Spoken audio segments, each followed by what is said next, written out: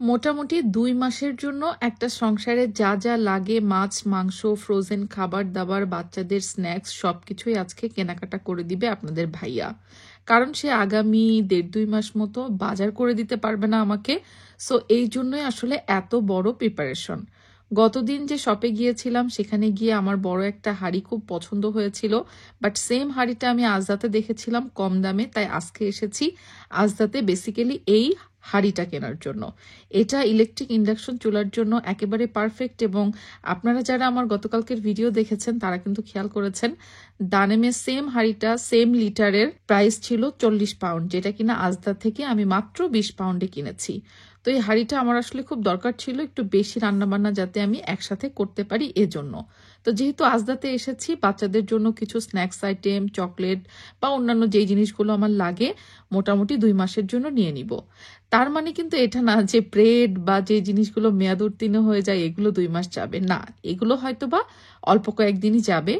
এগুলো আমি পরে অনলাইনে আবার অর্ডার করতে পারবো নিজেই, দোকানে আমার আসতে হবে না। কিন্তু আপনাদের ভাইয়া যেহেতু আমাকে চেষ্টা করছে সবকিছু যেগুলো ফ্রোজেন করে রাখা যায় মাছ মাংস টাইপের স্ন্যাক্স টাইপের জিনিস একবারে ২ মাস আমার একদম চোখ বন্ধ করে চলে যায় সেই জিনিসগুলো কিনে দিতে। বাচ্চাদের কোনটা লাগবে না লাগবে এই নিয়ে বাচ্চাদের বাবার খুব চিন্তা। এই জন্য দেখেন বাচ্চারা এই গামি বিয়ার চকলেটগুলো পছন্দ করে, ডেফিনেটলি এগুলো হালাল, তো এগুলো অনেকগুলো নিয়ে নেওয়া হলো। যদিও বাচ্চাদেরকে আমরা একবারে এতগুলো খেতে দিই না, উইকেন্ড ছাড়াও খেতে দিই না, তো তারপরও দেখা যাচ্ছে যেহেতু এখন আর আমি ঘন ঘন বাজারে আসতে পারবো না, সে যার পাপাও পারবে না, তো সেই জন্য বেসিক্যালি তার পাবার এত বেশি প্রিপারেশন তার মেয়েদের জন্য। সংসারের টুকটাক কিছু জিনিসপত্র আমরা আজদা থেকেও নিয়ে নিলাম হাঁড়ি পাতিলের পাশাপাশি। এবার চলে যাচ্ছি আমাদের মাসের যে বড় গ্রোসারিগুলো সেগুলো একসাথে সব করে নিব। আমি তো লিস্ট করে এনেছি, আর আপনাদের ভাইয়া আমাকে বলেছে যে তুমি প্রয়োজনে ২ মাসের থেকে একটু বেশি চলে যাই এরকম ফ্রোজেন বাজারপত্রগুলো সব করে ফেলো, কারণ যদি বেশি দিন যাই তাতে কোনো সমস্যা নেই। আর ফ্রোজেন খাবার খেয়ে দিয়ে আমরা অভ্যস্ত, ইউকেতে ফ্রেশ জিনিস আসলে খুব কম পাওয়া যায়, সো কিছু করার থাকে না। মাছ মাংস বেশিরভাগই আমাদেরকে ফ্রোজেনই খেতে হয়, বিশেষ করে মাছ, চিকেন বা বিফ এগুলো আমরা নর্মালটা পেলেও এটাও কিন্তু ফ্রোজেনই থাকে। তো এই যে মাছগুলো দেখতে পাচ্ছেন সবই ফ্রোজেন, তো ফ্রেশ মাছ এখানে খুব কম পাওয়া যায়। তো ফ্রোজেন মাছ যেহেতু এখানেও দোকানেও ফ্রোজেন থাকে এই জন্য আমরা ঘরে নিয়ে গেলেও ফ্রোজেনই করি, তেমন একটা সমস্যা মনে হয় না আমার কাছে। তো বড় কয়েকটা মাছ নিয়ে নিলাম, রুই মাছ, ইলিশ মাছ আর অন্যান্য যেসব মাছ লাগবে ছোট ছোট বাড়ির মাছ সেগুলো নিয়ে নিব। আর আমাদের বাসায় ফ্রোজেন পরোটাটা খুব চলে, এছাড়া কিছু উপায় নেই। তো ফ্রোজেন পরোটা আমরা যে ব্র্যান্ডের খাই সেই ব্র্যান্ডের যতগুলো ছিল এই দোকানে সবগুলো নিয়ে নিচ্ছি।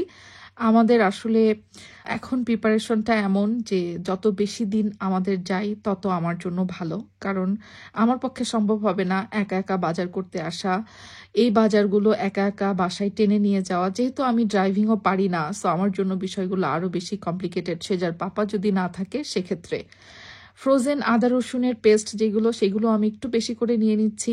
আর আমার বাসায় যেহেতু এখন ৩-৩টা ফ্রিজ, আগের বাসায় তো 2টা ফ্রিজ ছিলই, বড় একটা ফ্রিজ সহ চেস্টার ফ্রিজ, আর এ বাসায় অ্যাটাচ রান্নাঘরে কিন্তু আরেকটা ফ্রিজ রয়েছে। সেই ফ্রিজটা তো আর আসলে আমাদের ফেলাই দেওয়ার কোনো ওয়ে নাই, এই জন্য আমরা 3টা ফ্রিজই রেখেছি, কিছু করার নেই। তো ভাবলাম এখন এই মুহূর্তে আসলে বিপদের সময় আমাদের কাজে লেগে যাবে।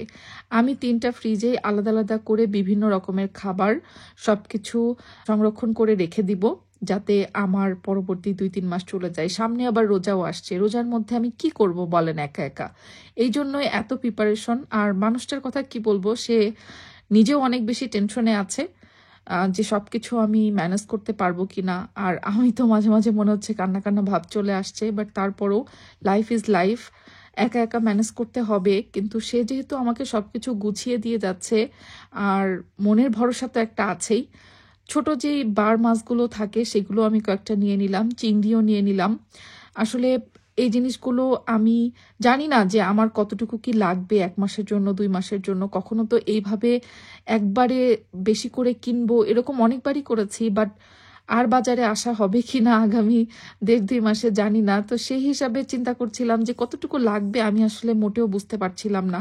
তারপরও মনে হচ্ছিল আচ্ছা ঠিক আছে এটা একটা এক্সট্রা নিয়ে নিই, ওইটা একটু এক্সট্রা নিয়ে নিই, এরকম করে করে অনেক জিনিসই আমি এক্সট্রা কিনছিলাম। শুকনো বাজারও এই জিনিসগুলো অবশ্য নষ্ট হবে না, এগুলো যদি আমি ঘরে এক্সট্রা কিনে রাখিও আরও বেশি মাস চলেও যাই তাতেও ভালো, কোনো সমস্যা নেই। তো আমরা যেহেতু একটা বাজেট করে এসেছি যে আচ্ছা ঠিক আছে 2 মাসের বাজার করব, সো আমাদের এত পাউন্ডস লাগতে পারে, সেই অনুযায়ী আমরা সেই বাজেটের মধ্যে যা যা আমাদের লিস্টের লাগার কথা সব কিছুই কিন্তু বাজার করে ফেলেছি। আর কাঁচা বাজার আমরা খুব কম নিচ্ছি, কারণ সবজি তো আসলে অতদিন থাকবে না। সবজি মোটামুটি 1-1.5 সপ্তাহের মতো আমি নিয়ে নিচ্ছি। বাকিটা আমার প্ল্যান আছে যে আমি ট্যাক্সিতে করে হোক বা কারোর সাথে এসে হোক বা অনলাইনে অর্ডার করে হোক কিছু একটা অর্ডার করে ফেলবো। আর এই ড্রাই কেক দুটা আমাদেরকে আসলে ওনারা ফ্রি দিয়েছিলেন, সাথে হচ্ছে এই যে সাতকরার আচার। আমরা গ্রোসারি হাট থেকে সব বাজারগুলো সাধারণত করি, ওনাদের এই বাজারগুলো আমার কাছে খুব ভালো লাগে, বিশেষ করে মাছের আইটেমগুলো ওনাদের এখানে খুব ভালো পাওয়া যায়। আমি অবশ্য পাশের দোকান থেকে সরিষার তেল আর কিছু অন্যান্য ফ্রোজেন হালাল সমোচা, স্প্রিং রোল এগুলো নিয়ে নিলাম। তো এক জায়গা থেকে তো আসলে বাজার করা হয় না, এক এক দোকানের এক একটা জিনিস ভালো লাগে আমাদের কাছে বা আমরা খেয়ে অভ্যস্ত। তো আজকে সেজার পাপা যেই দোকান থেকে আমরা যেই জিনিস কিনে অভ্যস্ত সেই দোকান যে আলাদা আলাদা করে বাজার করছি। এক দোকানে আসলে সব জিনিস মন মতো পাওয়া যায় না বা থাকেও না, তো এই জন্য বিভিন্ন জায়গায় দৌড়ায় আজকে আমাদের বাজার করা হচ্ছে। আজকের দিনে আমরা প্রায় 4-5টা জায়গায় গিয়ে আলাদা আলাদা করে বাজার করেছি। তো এখান থেকে মোটামুটি আমাদের মাছ, মাংস, শুকনা মশলাপত্র সবকিছুর বাজার শেষ হলো। আর গ্রোসারি হাটের ওনারা অনেক যত্ন করে আমাদের সব বাজারগুলো গাড়িতে তুলে দিচ্ছিলেন, যেহেতু সেজার পাপা অসুস্থ, ও আসলে এত লোড এখন নিতে পারছে না। তো এখন চলে এসেছি আমরা ফার্ম ফুডে বেসিক্যালি সেজার পাপা তার বাচ্চাদের জন্য বিভিন্ন ধরনের ফ্রোজেন স্ন্যাক্সগুলো সব স্টক করার জন্য এসেছে। আমরা এখান থেকেও বেশি সবকিছু নিয়ে নিচ্ছি। আর ফার্ম ফুডে কিন্তু এমনিতেও বাই 3 তে অফার থাকে, মানে আপনি যে কোনো জিনিস 3 প্যাকেট কিনলে কিন্তু বেশ অফারে পাওয়া যায়।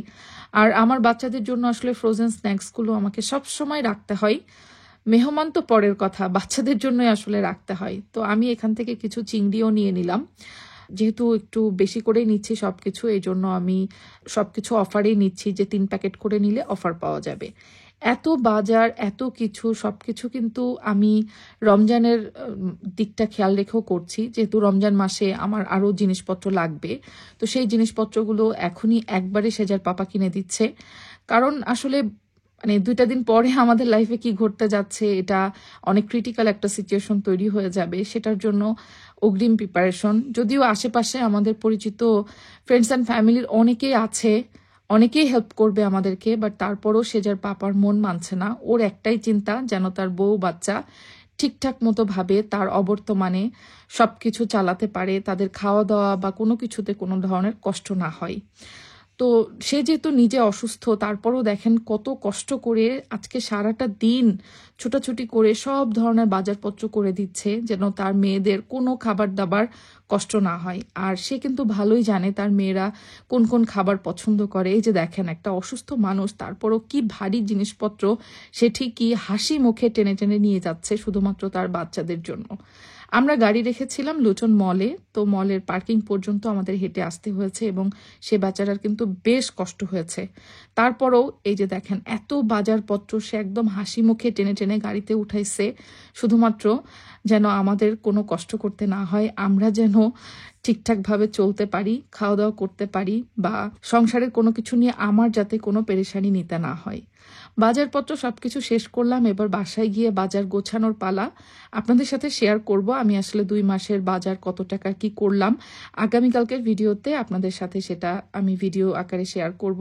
সেজাকে এখন স্কুল থেকে তুলে নিয়ে বাসায় যাওয়ার পালা।